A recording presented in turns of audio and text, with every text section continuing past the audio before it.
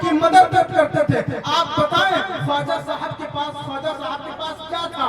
نہ کوئی بخاری کا درس دیتے تھے، نہ کوئی کتب پڑھاتے تھے. صرف اور صرف اسلام کو اور محمد صلی اللہ علیہ وسلم کے اسلام کو اپنے اندر ڈھال لیے تھے اور وہ غریبوں کی مدد کرتے تھے، ظلمتوں سے لڑتے تھے اور فقیروں کی مدد کرتے تھے، لنگڑے لنچوں کی مدد کرتے تھے، جو بیمار ہوتے تھے ان کی شفا یابی کے لیے دعا کرتے تھے. غریبوں کو اس طرح مدد کرتے تھے کہ جو آتا تھا ان کو کبھی ہاتھ خالی واپس نہیں جانے دیتے تھے. ان کا اتنا کرم ہوا، اس کا اتنا اثر ہوا کہ 90 لاکھ لوگوں نے حضرت کے ہاتھوں پہ کلمہ پڑھ کے مسلمان ہو گئے. لیکن آج ہم یہ ثابت کر رہے ہیں کہ مذہب اسلام ہی امن و سلامتی کا ضامن ہے. پہلے کیا ہوتا تھا؟ چلتا تھا مسلمان تو لوگ کہتے تھے یہ اسلام آ رہا ہے، بولتا تھا مسلمان تو کہتے تھے اسلام بول رہا ہے، کہتا تھا مسلمان تو لوگ کہتے ہیں اسلام بول رہا ہے. ادھر ادھر مسلمان چلتا تھا تو کہتے تھے مسلمان نہیں چل رہا ہے بلکہ محمد کا غلام جا رہا ہے، محمد اسلام کو فالو کرنے والا ایک مسلمان جا رہا ہے. یہ حال تھا. لیکن آج ہمیں شکایت کسی سے نہیں ہے، درد بہت ہے، تکلیف بہت ہے. یہ مت پوچھو داغے جگر کہاں کے ہیں، یہ مت پوچھو داغے جگر کہاں کے ہیں. کچھ آپ کے ہیں، کچھ آپ کے ہیں، کچھ ہمارے بھی ہیں. میں کسی کو کوسوں گا تو نہیں، لیکن شکایت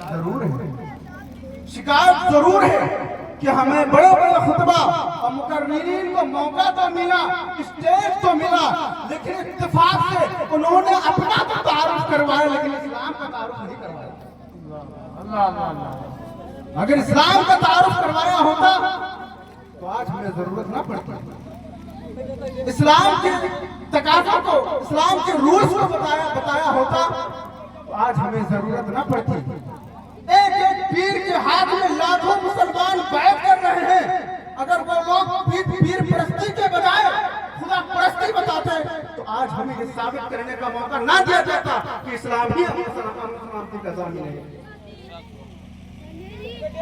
آپ مکی دور دیکھیں، حضور صلی اللہ علیہ وسلم کی زندگی کو دوبھر کر دیا گیا مکے میں رہنے کے لیے، لیکن حضور صلی اللہ علیہ وسلم نے کسی کو اف تک نہ کہا. طائف کے میدان میں حضور صلی اللہ علیہ وسلم کو اتنا مارا گیا کہ آپ کی جوتی مبارک خون سے لطپت ہو گئی، بھر گئی. آپ کو ہجرت کرنے پر مجبور کر دیا گیا. حضور صلی اللہ علیہ وسلم ہجرت کرنے پر مجبور ہو اور مکے سے مدینہ کی طرف چل گئے. حضور صلی اللہ علیہ وسلم اگر چاہتے تو آپ کی وہ انگلی جس انگلی سے مکے میں بیٹھ کر چاند کے ٹکڑے کرتے تھے، وہ انگلی کافی تھی ابو جہل کے سینے کو چاک کرنے کے لیے. وہ انگلی کافی تھی ابو لہب کے سینے کو مارنے کے لیے. وہ انگلی کافی تھی طائف کے دلیلوں کو خوار کرنے کے لیے. لیکن ادائی کے علم بردار میں، انسانیت کے پیغمبر نے وہ درس دیا جب جبل طور اور دونوں پہاڑوں نے، طائف کے بیچ کے دونوں پہاڑوں نے حضور صلی اللہ علیہ وسلم کے بارگاہ میں عرض کیا، یا رسول اللہ آپ حکم فرما دیں تو میں طائف کے لوگوں کو سمیٹ دوں، وہ مر جائیں، فنا ہو جائیں. لیکن حضور صلی اللہ علیہ وسلم نے فرمایا وَمَا أَرْسَلْنَاكَ إِلَّا رَحْمَةً لِلْعَالَمِينَ، میں دنیا میں ظلم کرنے کے لیے نہیں آیا ہوں بلکہ امن و سلامتی پھیلانے کے لیے آیا ہوں. محترم حضرات، یہ وہی لوگ تھے، یہ انہی کے بھائی بندو تھے جنہوں نے حضور صلی اللہ علیہ وسلم پر ظلم و زیادتی کی. لیکن کسی بھی مسلمان نے ایک تھپڑ بھی نہیں مارا، ایک تھپڑ بھی پلٹ کر جواب نہیں دیا. کیوں؟ کیونکہ وہ اسلام سے وابستہ تھے، اسلام کے درس سے واقف تھے، اسلام کے پیغام سے واقف تھے. یہ وہی لوگ تھے جو اسلام سے پہلے جو حضور صلی اللہ علیہ وسلم پر ظلم و ستم کر رہے تھے.